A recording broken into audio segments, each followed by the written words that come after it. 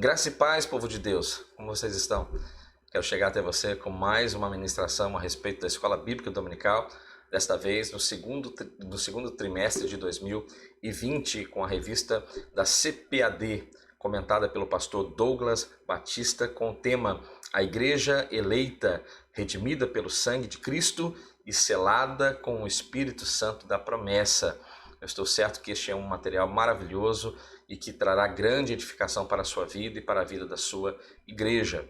Você que tem acompanhado este canal e que tem desejado e que tem gostado deste material, eu peço que você se inscreva nesse canal, compartilhe este link no seu grupo familiar, no seu grupo eclesiástico, que você possa estender esta maravilhosa instrução àqueles que você ama. Aqui é o pastor Márcio e eu gostaria neste momento de fazer uma oração e já entrarmos na reflexão, como de costume nós fazemos. Se você gostar desse conteúdo, clique no joinha, compartilhe com os seus amigos, como eu já disse, e que possamos ser abençoados a partir deste momento através desta rica e deliciosa lição bíblica. Vamos orar e vamos falar com Deus neste momento?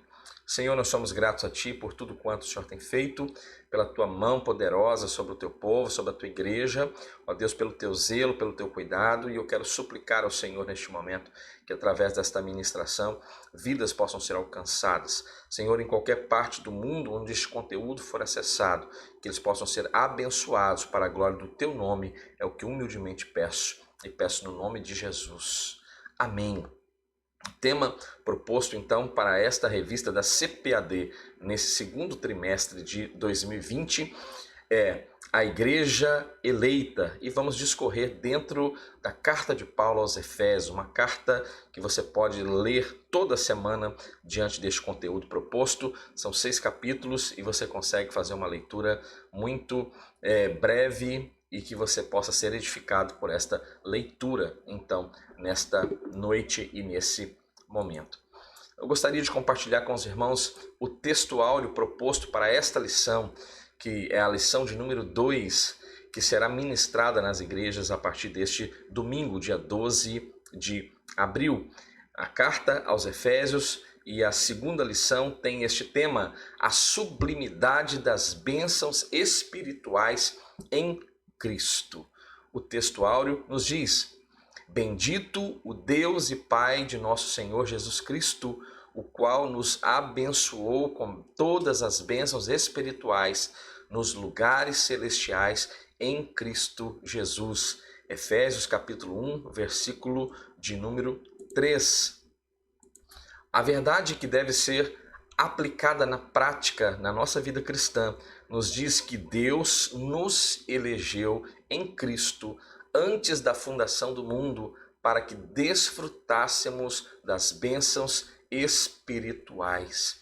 E agora eu gostaria de fazer juntamente com os irmãos a leitura bíblica em classe que está inserida dentro da carta de Paulo aos Efésios, capítulo 1, do verso de número 3 e número 4 e dos versículos 9 ao versículo 14. Acompanhe aí na tela do seu smartphone, do seu tablet, na tela da sua TV, e você pode acompanhar também na sua Bíblia física o texto que será lido a partir de agora, que é a nossa leitura bíblica em classe, que diz assim: bendito o Deus e Pai de nosso Senhor Jesus Cristo, o qual nos abençoou com todas as bênçãos espirituais nos lugares celestiais em Cristo, como também nos elegeu nele antes da fundação do mundo, para que fôssemos santos e irrepreensíveis diante dele em amor, descobrindo-nos o mistério da sua vontade,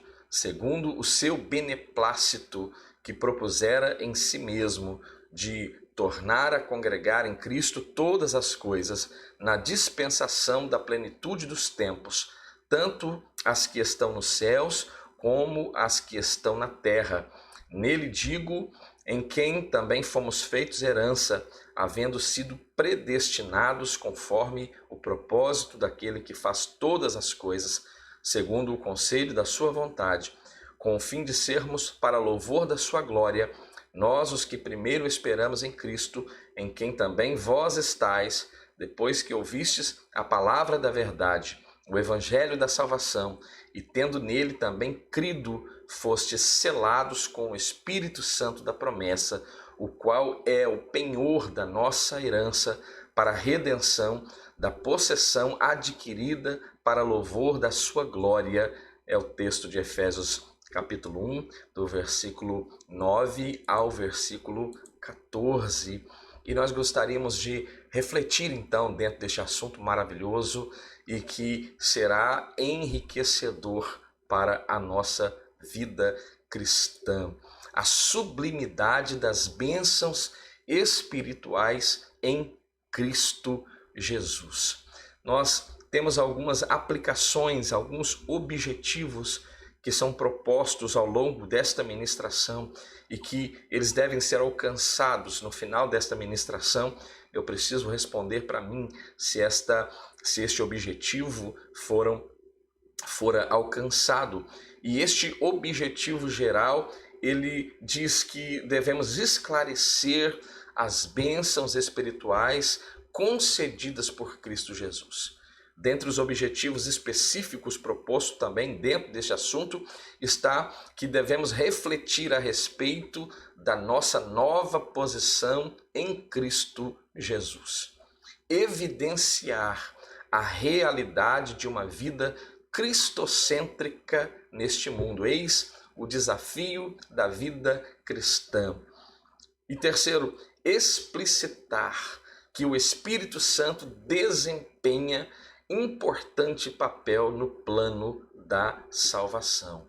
O assunto está proposto aos nossos corações nesta noite, nesta manhã, nesta tarde, nesse momento em que você acender a este conteúdo. Eu espero que o Senhor possa visitá-lo de forma poderosa enquanto nós refletimos juntos a respeito deste assunto.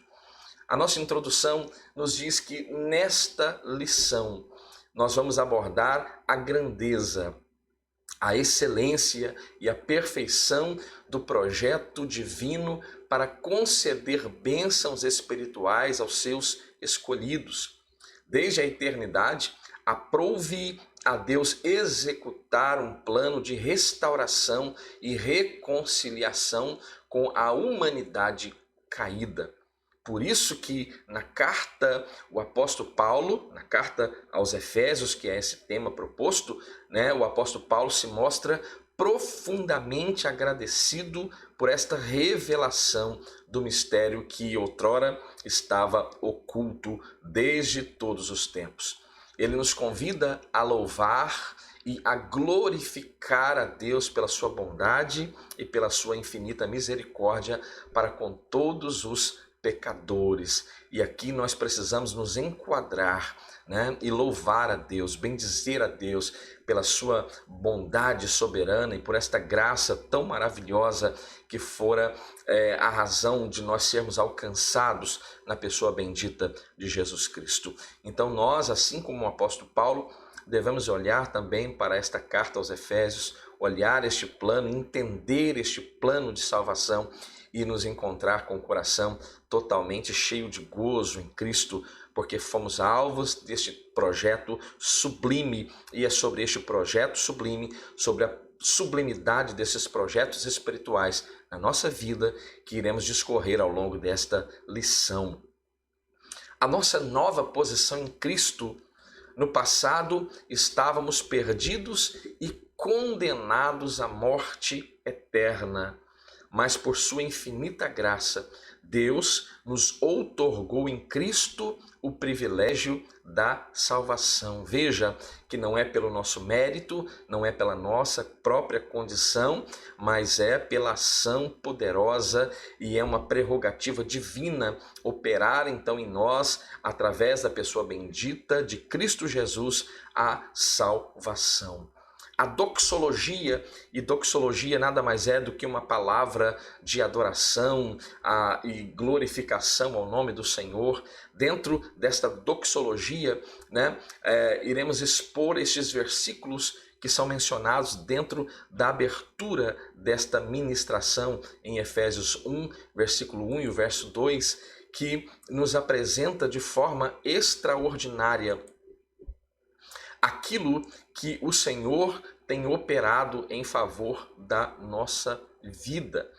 Então, o apóstolo Paulo apresenta uma sequência de texto que se caracteriza pela verdadeira adoração e bondade ativa de Deus.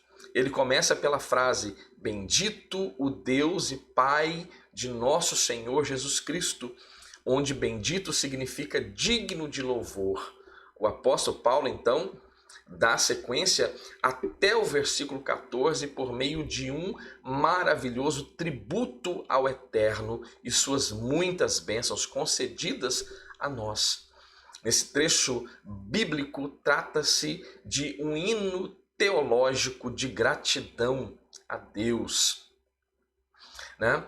Caracterizado pela repetição do seguinte refrão: para louvor e glória da sua graça, no versículo 6, ou para louvor da sua glória, nos versículos 12 e no versículo 14. O ponto central desta lição nos leva a entender que Deus nos concedeu bênçãos espirituais através da pessoa bendita de Jesus Cristo. Então, aquele a qual devemos adorar está aqui identificado na expressão Deus e Pai de Jesus Cristo. Uma clara referência aqui à Santíssima Trindade, com ênfase na natureza divina de Jesus, seu Filho. As bênçãos espirituais. Obviamente que as bênçãos espirituais não são materiais, mas provenientes dos lugares celestiais. Isto é, do reino espiritual. Essas bênçãos são mencionadas ao longo de todo o texto deste primeiro capítulo da carta de Paulo aos Efésios, e você pode ler de fato, como já lemos na nossa leitura introdutória, do versículo 3 até o versículo 14, e aqui nós podemos identificar algumas delas como sendo que Deus nos elegeu para sermos santos, né? Então é uma condição a qual a igreja do Senhor precisa entender. O Senhor nos elegeu, esta salvação está evidente na nossa vida para que nós sejamos santos. Outro ponto, predestinou-nos para sermos filhos. O terceiro, nos fez agradáveis para si. Remiu-nos por meio do sangue de Cristo. Acolheu-nos por sua vontade redentora, selou-nos com o Espírito Santo da promessa, revelou-nos a palavra da verdade e ainda garantiu a validade desta promessa. Tais bênçãos provêm de Deus, que planejou a redenção do Filho, que a realizou, e do Espírito que a garante. Veja a ação da Trindade aqui evidente. Essas bênçãos espirituais que nos é concedida através da pessoa bendita de Jesus Cristo foram planejadas por intermédio de Deus, o Pai. Né? Foram realizadas, né, a partir do momento que o Senhor Jesus é oferecido, né, naquela cruz em favor da minha vida e da sua vida, e também é garantida pela pessoa bendita do Espírito Santo de Deus. Essas bênçãos nos conduzem a exclamar como o apóstolo dos gentios então exclama: bendito seja Deus. Nós agora em Cristo temos uma nova condição de vida. E a expressão em Cristo significa que somos abençoados com toda a bênção espiritual, a partir de sua pessoa e obra realizada no Calvário. Quando nós lemos no Evangelho de João, capítulo 1, versículo 3, nos diz que todas as coisas foram feitas por ele. E veja que verdade maravilhosa esta: sem ele, nada do que foi feito se fez. O escritor aos Hebreus, no capítulo 5, no versículo 9, ele diz que, e sendo ele consumado, veio a ser a causa da eterna salvação para todos os que lhe obedecem. Esta é uma verdade que precisa ser avaliada na nossa vida cristã. Relaciona-se ainda com a nossa experiência de conversão, aquilo que o apóstolo Paulo, escrevendo na sua segunda carta aos Coríntios, no capítulo 5, versículo 17, ele diz que assim que se alguém está em Cristo, nova criatura é. As coisas velhas já se passaram e eis que tudo se fez novo. Essa nova vida é conferida somente para quem está em Cristo. Veja, há uma necessidade de estar em Cristo para que estas verdades espirituais, para que essas bênçãos espirituais sejam verdades de fato aplicadas na nossa vida enquanto cristãos. Essa nova vida é conferida somente para quem está em Cristo. Isso é o oposto da antiga vida em Adão, escravizada pelo pecado. Quando nós lemos a palavra de Deus, no texto que está proposto aqui, que é Romanos 5, versículo 11 ao versículo 15, diz: e não somente isto, mas também nos gloriamos em Deus por nosso Senhor Jesus Cristo, pelo qual agora alcançamos a reconciliação. Ou seja, aqueles que estavam desconciliados agora estão vivendo uma experiência de reconciliação através da pessoa bendita de Jesus Cristo. Portanto, como por um homem entrou o pecado no mundo e pelo pecado a morte, assim também a morte passou a todos os homens. Por isso que todos pecaram. Porque até a lei estava o pecado no mundo, mas o pecado não é imputado não havendo lei. No entanto, a morte reinou desde Adão até Moisés, até sobre aqueles que não tinham pecado, à semelhança da transgressão de Adão, o qual é a figura daquele que havia de vir. Mas não é assim o dom gratuito como a ofensa. Porque se pela ofensa de um, veja, por causa da ofensa, por causa do pecado de um, e aqui refere-se àquele pecado lá no Éden, né? Se pelo pecado de um muitos morreram, muito mais a graça de Deus e o dom pela graça, que é de um só homem, Jesus Cristo, abundou também sobre muitos. Esse texto de Paulo aos Romanos é de uma grandeza extraordinária e mostra os efeitos da antiga natureza e o efeito desta nova natureza em Cristo Jesus, desta nova condição em Cristo Jesus. Desse modo, nós não andamos mais em trevas, mas como filhos da luz, porque Deus prova o seu amor para mim, para comigo, e para com você. Ele prova o seu amor para conosco, em que Cristo morreu por nós, sendo nós ainda pecadores. Romanos de número 5, versículo de número 8.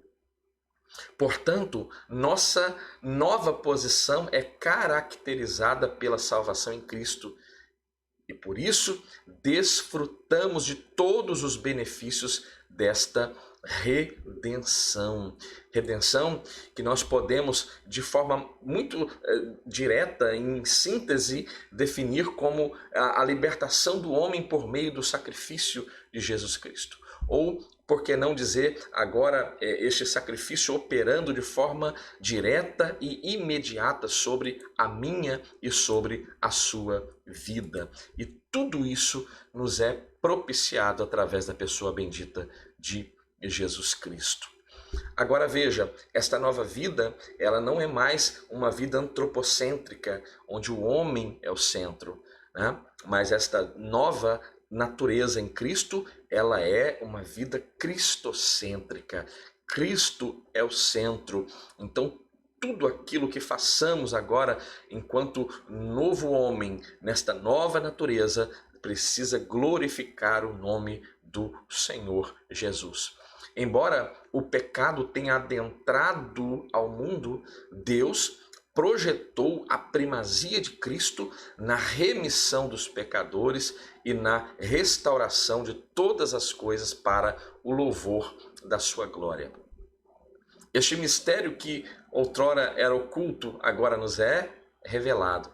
A frase "descobrindo-nos o mistério da sua vontade" sinaliza a revelação da verdade que estava oculta desde os tempos antigos. Colossenses 1:26 vai nos dizer de forma clara a respeito deste texto. O apóstolo Paulo, escrevendo aos irmãos da igreja em Colossos, diz: o mistério que esteve oculto durante épocas e gerações, mas que agora foi manifestado a seus santos. Olha como o apóstolo Paulo, e a mensagem inspiradora do apóstolo Paulo, ela é esclarecedora. De fato, um homem que fora divinamente inspirado para nos instruir de forma poderosa a respeito da palavra e do plano de salvação tão bem aqui apresentado nesta carta aos irmãos de Éfeso.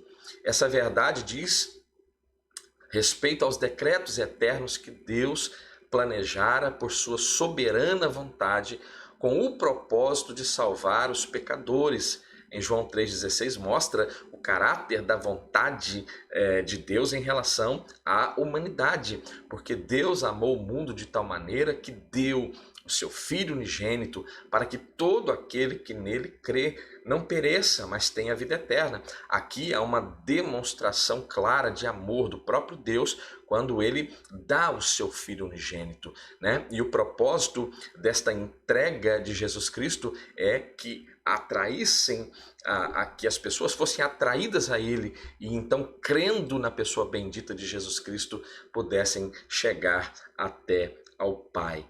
Então esta também é uma verdade muito importante e que nós precisamos ter sempre em mente. Esta vontade divina é revelada segundo o seu beneplácito, isto é, de acordo com o que lhe agrada fazer por amor e misericórdia. Romanos capítulo 9, versículos 15 e 16 vai nos dizer: pois ele diz a Moisés: terei misericórdia de quem eu quiser ter misericórdia, e terei compaixão de quem eu quiser ter compaixão.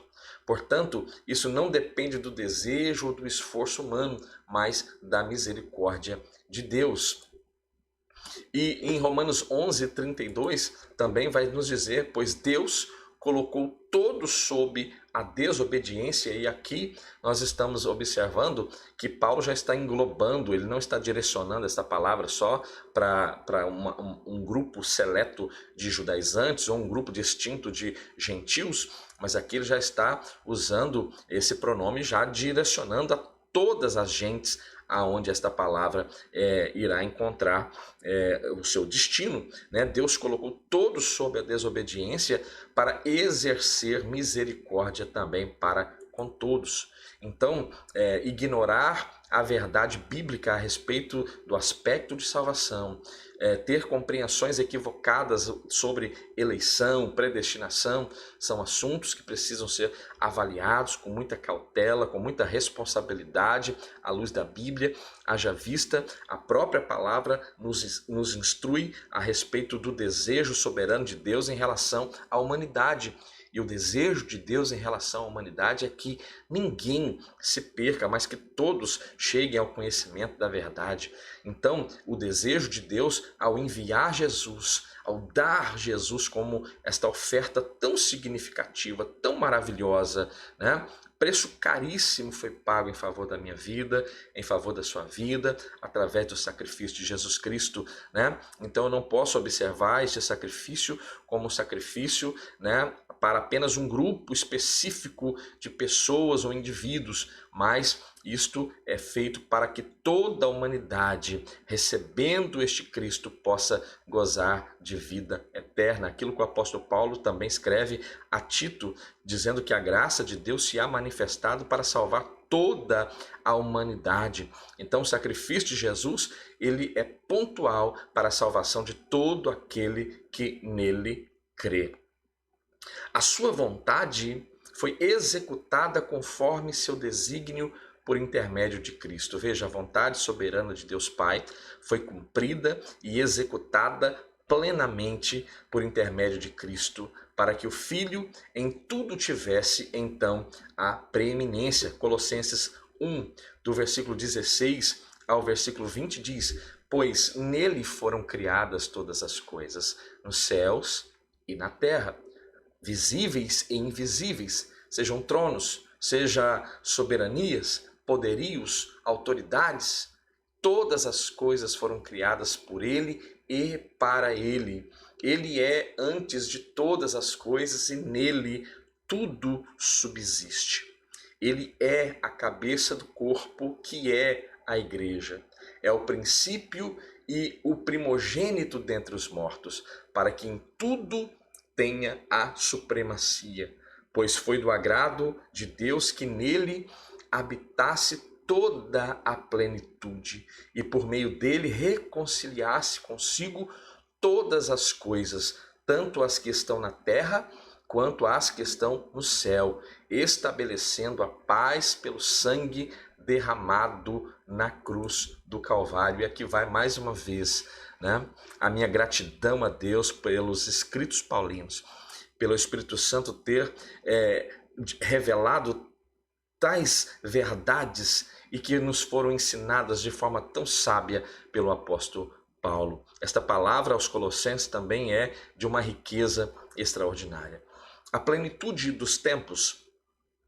Paulo revela que o plano divino é fazer convergir em Cristo todas as coisas. Isso inclui tudo o que foi criado por Cristo, para Cristo e o que subsiste em Cristo. Quando nós lemos lá no Evangelho de João, no capítulo 1, nós vemos, de certa forma, exatamente aquilo que lemos e que foi escrito pelo apóstolo Paulo aos irmãos de Colossos, em João 1, do versículo 1 ao versículo 3, que diz que no princípio ele era o verbo, e o verbo estava com Deus, e o verbo era Deus, né? Ele estava com Deus desde o princípio. Lá no princípio, todas as coisas foram feitas por ele, e por intermédio dele. Sem ele, nada do que existe, nada do que foi feito se fez. Esta é uma verdade maravilhosa. O escritor aos Hebreus também pincela a respeito deste assunto, quando no seu primeiro capítulo, no versículo 2 e no versículo 3, diz que nesses últimos dias Deus falou-nos por meio do Filho, a quem constituiu herdeiro de todas as coisas e por meio de quem fez o universo. O Filho é o resplendor da glória de Deus e a expressão exata do seu ser, sustentando todas as coisas por sua palavra poderosa. Depois de ter realizado a purificação dos pecados, ele se assentou à direita da majestade, à direita de Deus nas alturas. Implica dizer que todo o universo, céus e terra estarão submissos à autoridade e soberania de Cristo. O propósito é convergir todas as coisas em Cristo Jesus. Nesse sentido, aquela ruptura que fora provocada pelo pecado de Adão é restaurada completamente em Cristo. Essa declaração não tem conotação universalista, entenda isso. A ideia de que no fim todos serão salvos precisa ser avaliada. É um assunto delicado, complexo e que precisa ser ministrado com muita responsabilidade, né? Então, veja, essa declaração não tem esta conotação universalista, a ideia de que no fim todos serão salvos, mas que finalmente tudo será como Deus planejou. Cristo, a cabeça da igreja e também a cabeça de todo o universo. É aquilo que o apóstolo Paulo, escrevendo aos irmãos de Éfeso, no capítulo 1, do versículo 20 ao versículo 23, fica patente. Esse poder ele exerceu em Cristo, ressuscitando-o dos mortos e fazendo-o assentar à sua direita nas regiões celestiais, à sua destra nas regiões celestiais, muito acima de todo governo e autoridade, poder e domínio e de todo nome que se possa mencionar, não apenas nesta era, mas também na que há de vir. Deus colocou todas as coisas debaixo de seus pés e o designou como cabeça de todas as coisas para a igreja, que é o seu corpo. Olha que honra para mim e para você que somos igreja. Nós somos o corpo e o cabeça é Cristo. Então, a plenitude daquele que enche todas as coisas em toda e qualquer circunstância. A dispensação ou a administração desse plano será na plenitude dos tempos. Aqui há uma palavra grega que denota a expressão tempo ou plenitude dos tempos, e esta palavra não é cronos, aquela ideia de um tempo que eu posso ter até mesmo controle sobre ele, cronometrá-lo, ou ideia de cronologia, mas o tempo aqui é kairos, que se refere ao tempo divino, previamente determinado para que todas as coisas estejam sob o domínio de Cristo. O governo pleno de Cristo sobre todas as coisas é iminente. Arrebatamento da igreja é iminente, né? O aspecto de tribulação e grande tribulação é iminente. O retorno de Cristo, então, com poder e grande glória, é iminente. Então, nós iremos ver o restabelecimento deste governo, onde todas as coisas, de fato, convergirão na pessoa bendita de Jesus Cristo. O apóstolo Paulo enfatiza que as bênçãos são destinadas aos crentes judeus e aos cristãos gentios. Veja, a igreja. Paulo muda de pronome nós, ele e os judeus, para o também vós, ele e os judeus. Ele e os gentios agora, indicando que em Cristo os crentes de ambos os povos são herdeiros da promessa. Isso é uma verdade que não pode ser ignorada. Quando muitos pensavam que o aspecto de salvação para a igreja ou para as nações gentílicas seria até mesmo o segundo plano de Deus para o aspecto de salvação, aqui nós aprendemos que isso é uma mentira escandalosa, né? Nós entendemos aqui, à luz da palavra, que nós fazemos parte do primeiro plano e o único plano de Deus a respeito da salvação, que aqui nos apresenta como igreja, tanto judeus convertidos como a gentios convertidos e que hoje fazem parte daqueles que são considerados corpo de Cristo, e Cristo sendo então o cabeça. Ele ratifica igualmente que o propósito da eleição não é outro senão louvar e glorificar a Deus. Assim, assinala não somente adorá-lo com palavras e ações, mas também levar outros a que façam a mesma coisa. 1 Pedro, no capítulo 2, versículo 12, vai nos dizer: vivam entre os pagãos de maneira exemplar, para que naquilo em que eles os acusam de praticarem o mal, observem as boas obras que vocês praticam e glorifiquem a Deus no dia da sua intervenção. Esta palavra, ela precisa ser uma verdade na nossa vida. Nós precisamos glorificar o nome do Senhor através da nossa vida, do nosso testemunho de vida. Certo pensador cristão disse certa vez que nós temos que pregar em todo tempo.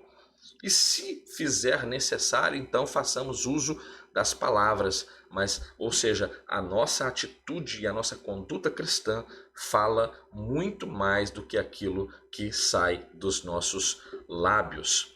Por conseguinte, tudo o que somos, tudo aquilo que possuímos, né? Veja bem, tudo aquilo que somos, tudo aquilo que possuímos vem de Deus, pois começa na sua vontade e culmina na sua glória.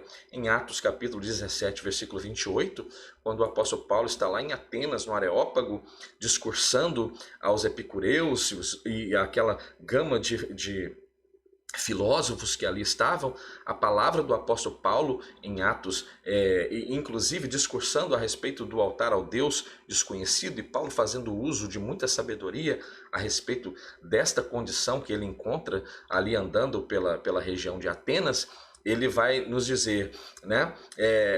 Pois nele vivemos, nos movemos e existimos, como disseram alguns dos poetas de vocês. Ou seja, aquele povo helênico, os gregos, com toda a sua sabedoria, os seus filósofos, né? Paulo pôde fazer uso desta palavra maravilhosa para apresentar a eles a razão de estarmos aqui, de nos movermos aqui, da nossa existência com sabedoria.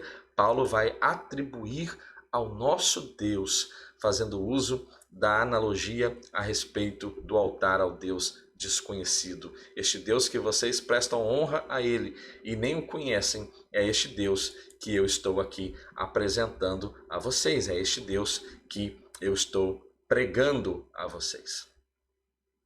O Espírito Santo agora como penhor da nossa herança.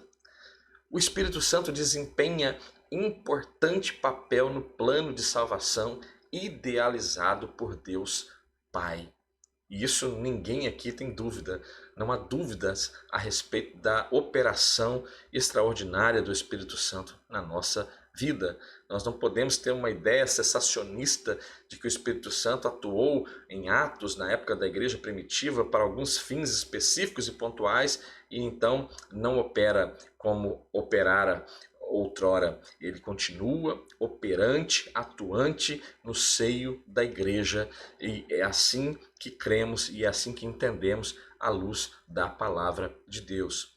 Somos selados pelo Santo Espírito. Aquele que ouve a palavra de Deus, o evangelho da salvação, e que por meio da fé se rende a Cristo, recebe o selo do Espírito Santo no momento da sua conversão. Escrevendo a Tito, no capítulo 5, no capítulo 3, versículo 5 ao versículo 7, Paulo diz que não é por causa dos nossos atos de justiça que nós praticamos, mas é pela sua misericórdia. Ele nos salvou pelo lavar regenerador, ou seja, que nos tornou um novo homem e renovador do Espírito Santo, que ele derramou sobre nós por meio de Jesus Cristo, nosso Salvador. Ele o fez a fim de que, justificados por sua graça, nos tornemos seus herdeiros, tendo a esperança da vida eterna. E nós temos esta esperança de vida eterna.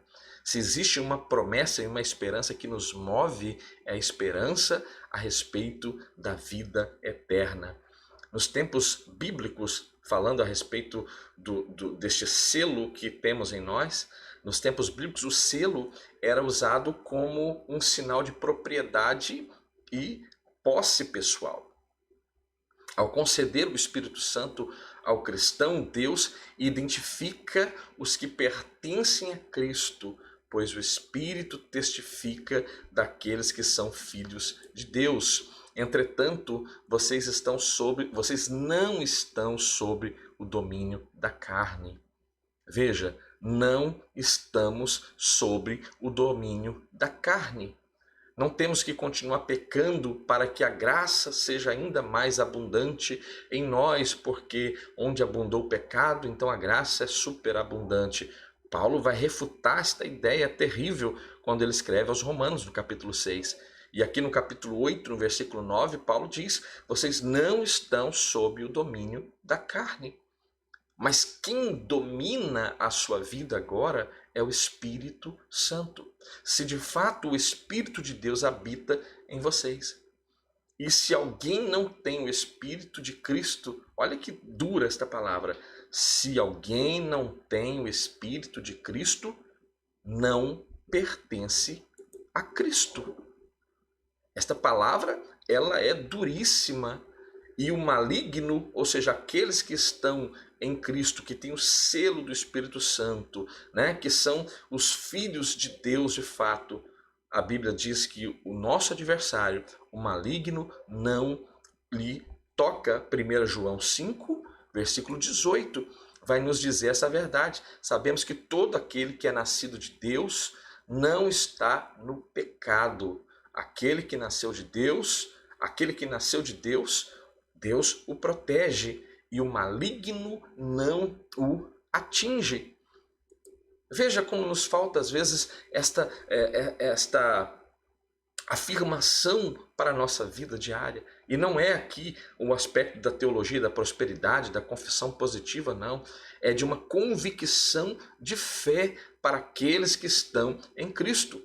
Assim, a terceira pessoa da Trindade, o Espírito Santo, tem o papel fundamental de regenerar este homem outrora degenerado.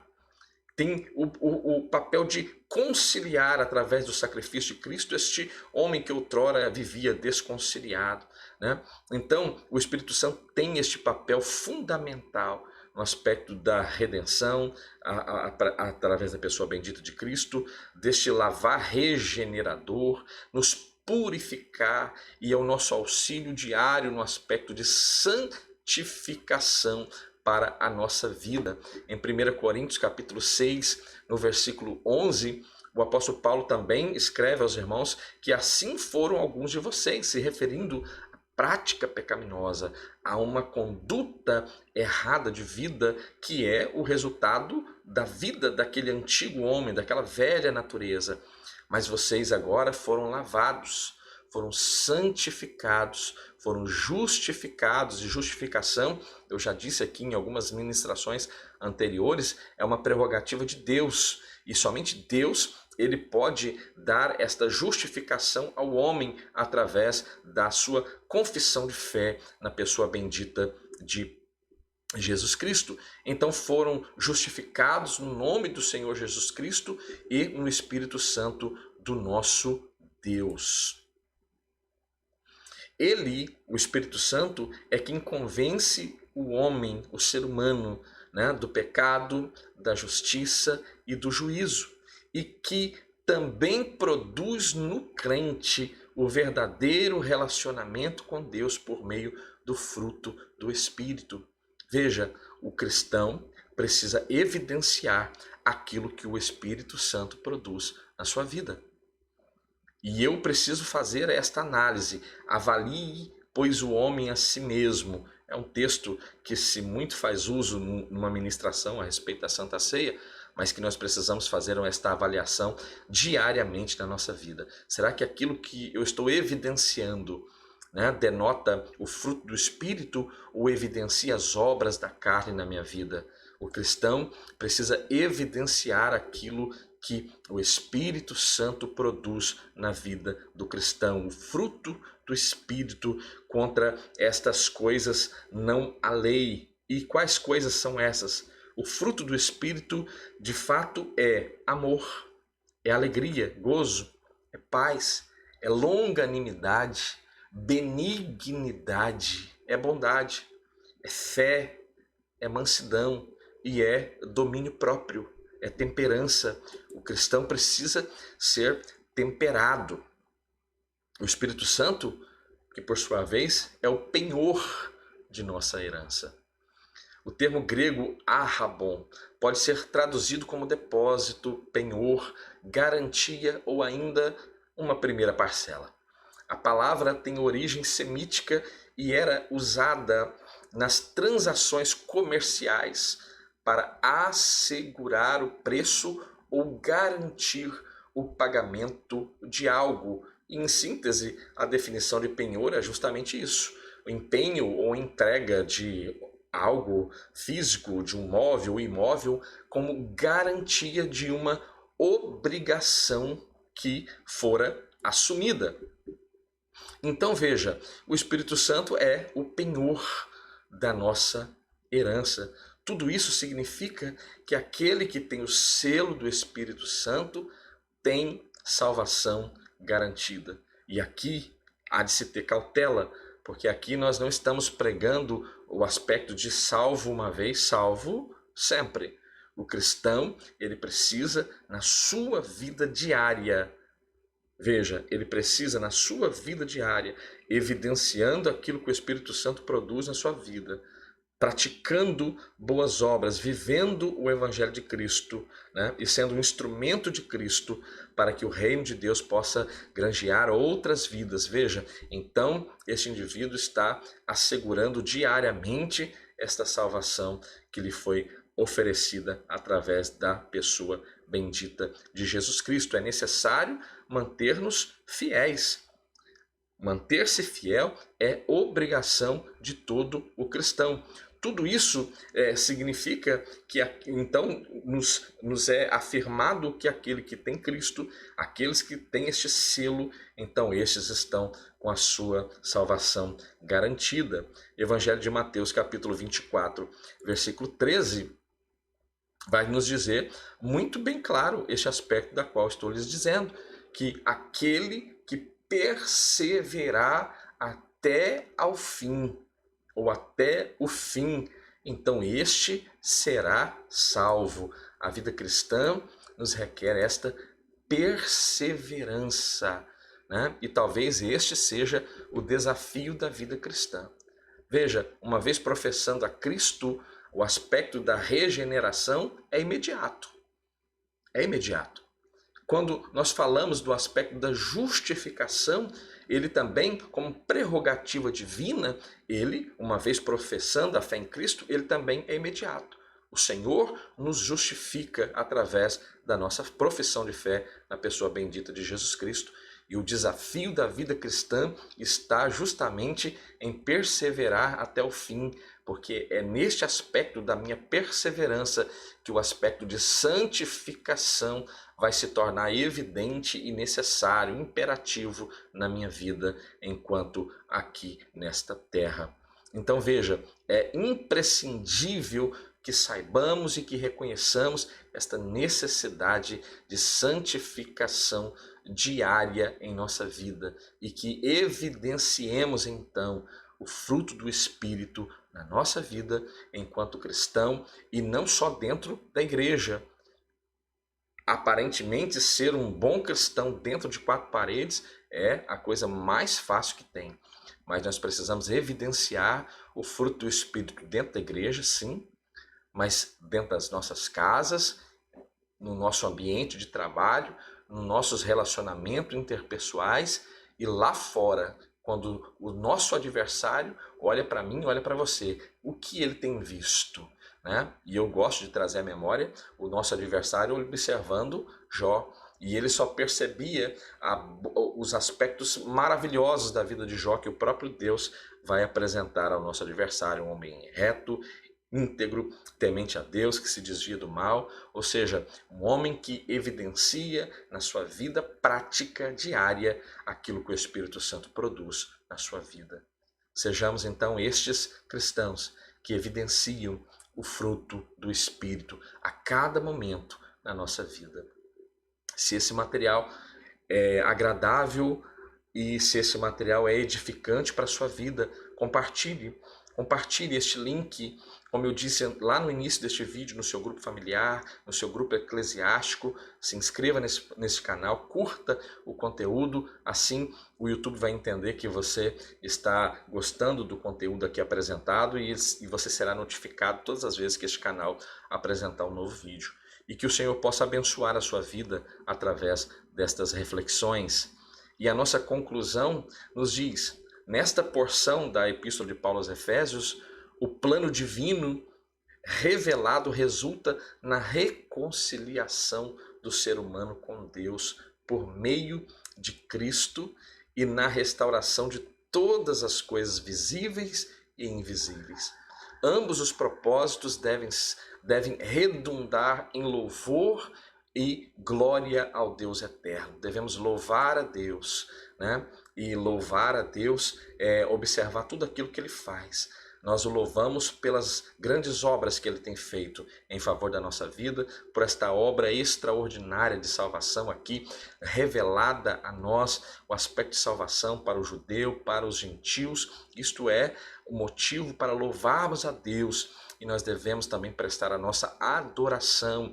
E a adoração não está condicionada a quaisquer que sejam as coisas que este Deus maravilhoso fez, mas está condicionada àquilo que Ele é. Eu adoro ao Senhor por aquilo que Ele é e louvo a Ele pelas obras extraordinárias e magníficas dEle em favor da minha vida, em favor da sua igreja e em toda a humanidade. Então, na plenitude dos tempos, todo o desígnio divino estará plenamente executado. Não tem nada por se fazer. Tudo estará plenamente executado. E eu louvo a Deus por esta palavra e eu louvo a Deus por esta convicção e que você possa ser ricamente abençoado por esta reflexão nesta noite. Vamos orar e agradecer a Deus por este momento? Senhor, muito obrigado por este momento de reflexão e que o Teu Espírito possa aplicar esta palavra de uma forma mais poderosa aos corações e nas mentes de cada um dos ouvintes que acenderão este vídeo no YouTube ou no Facebook, independente da plataforma. Eu sei que o Senhor operará, ó Deus, através desta lição. Assim eu oro, assim eu peço e peço no nome de Jesus. Que o Senhor abençoe a sua vida. Fique bem, que o Senhor te abençoe. Fique em paz. Até a próxima.